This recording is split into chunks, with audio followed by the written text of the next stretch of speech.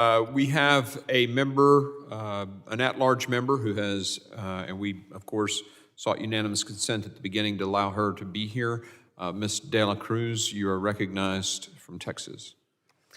Thank you, Mr. Chair, for hosting this meeting today and for allowing me to wave on today to this important hearing.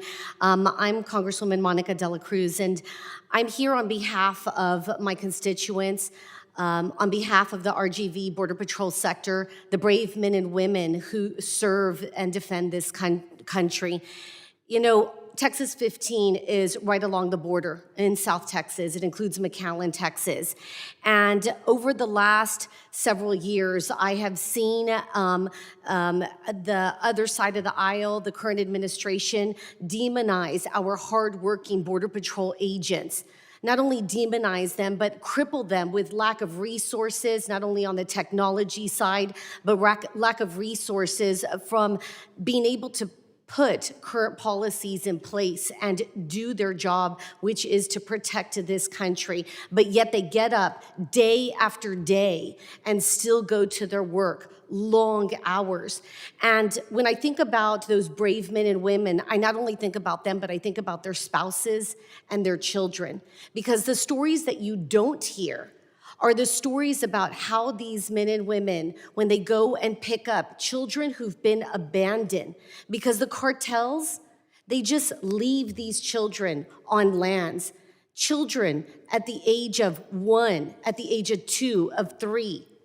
Our Border Patrol men and women are carrying these babies. They're helping women to give birth on the banks. The reason that I came today and asked to be waived on is because they need a voice. They need a voice to stand up for them, to show them that the people in Congress care. Well, at least some of them. Because when we look at this room, I can see people on the other side of the aisle are not here to see what the crisis is at our borders, to see our national security and how there is a lack of security due to this administration. That being said, I want to say that Chief Scott, you were here under the previous administration, and my understanding from speaking to my friends in Border Patrol in the RGV sector is that you put together many processes and put them in place in order to be able to facilitate the immigrants coming through and how to properly put them through the borders. That being said, there were various executive orders under the previous administration that seemed to work. Can you tell me how the executive orders from the previous administration and the executive orders from this administration have changed? During the last administration, and the Trump administration gets labeled with a lot of this, but under Secretary Wolf's guidance and others, we put together integrated teams, and we had a simple question put in front of us. Literally every week, we had to go back to the White House and give it answers. What can we do to secure the border and protect America? In all the EOs that went in place, MPP, the asylum cooperative agreements, I was sending Border Patrol agents to countries down south, left and right, to build relationships with them and just simply get them to enforce their own laws. It was all about protecting America. And then on January 2021, everything switched. Every one of those policies that actually showed progress and improved and protected America was replaced with messages that said, speed up the processing as fast as you can.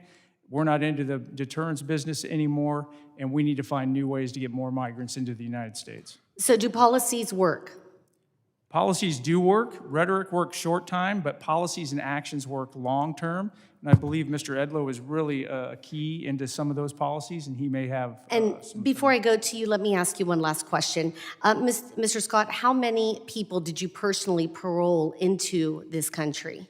So while I was chief of the Border Patrol, that authority was delegated to sector chiefs, and not to try to get out of it, but because that's how much we cared about it. Mm-hmm. There's 20 sector chiefs nationwide. So when I was a sector chief, in a year, I think the most paroles I ever did was about 10. And the things that people are missing is there was a very in-depth threat assessment done with every one of those individuals.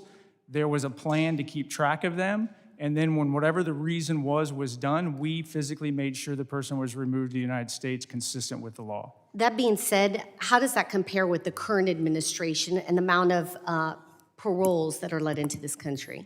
We were using it consistent with the law, case by case, individual determination. From my understanding, the way it's being used now is just a blanket way to get people out of stations, avoid the optics of people backed up in Border Patrol stations. And I think that's where this is of real concern, is it all goes to optics when it's convenient to the Biden administration. With that, I yield back. Gentle